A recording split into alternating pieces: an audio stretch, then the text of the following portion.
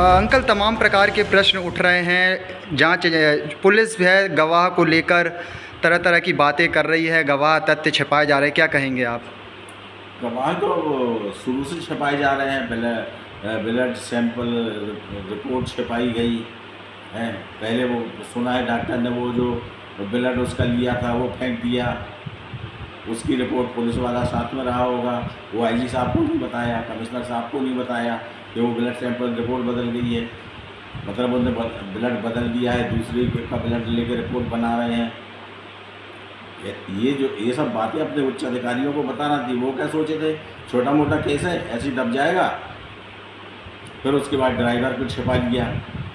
अब मैं बता रहा हूँ कि वो उस बालक के साथ, उस लड़के के साथ वो अकेला बैठ के बार में दारू नहीं पी रहा होगा, उसके साथ 3-4 लड़के और रहे होंगे, बार में भी रहे होंगे, गाड़ी में भी रहे होंगे। वो पूरे सीसीटीवी फुटेज में आ जाएंगे।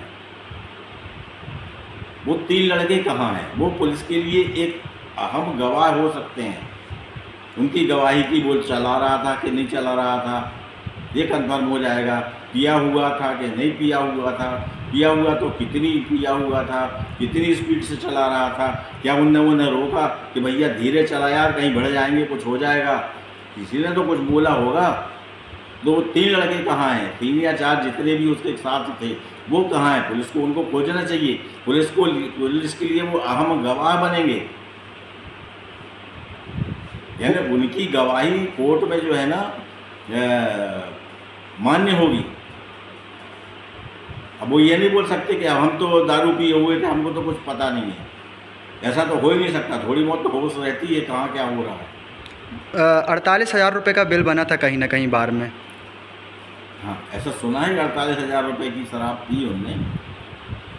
अब उनके पास पैसा है, वो कितने की भी पी सकते हैं, उससे हमको क्या लेना देना। 48 लाख की पी हैं।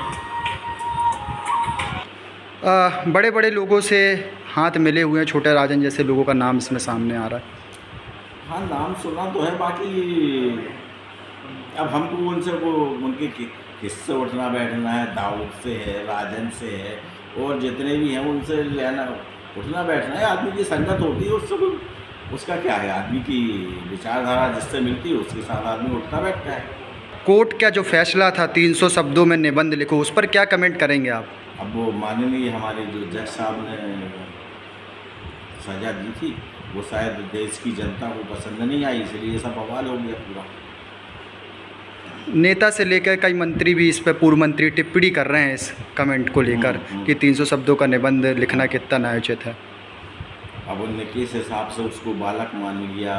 मेरे को लगता है 5-1 साल का बालक ऐसा कुछ कर देता तो हो सकता है उस 5 साल के बालक को निबंध लिखने में कुछ प्रॉब्लम होती, समस्या होती, उसको समझने में समस्या होती, तो बात समझ में भी आती है। 18 साल के लड़के को, 18 साल 4 महीने बच्चे हैं, 18 साल हो गया, तो 18 साल के लड़के को निबंध लिखने को बोल रहे हैं। और मेरे को नहीं लगता यदि ये सज़ा भी उसको दे देते ना तो उससे निबंध लिखते भी नहीं बनता। मैं बोलता हूँ निबंध लिखते भी नहीं बनता, क्योंकि उसका ध्यान पूरा दारू पीने में है।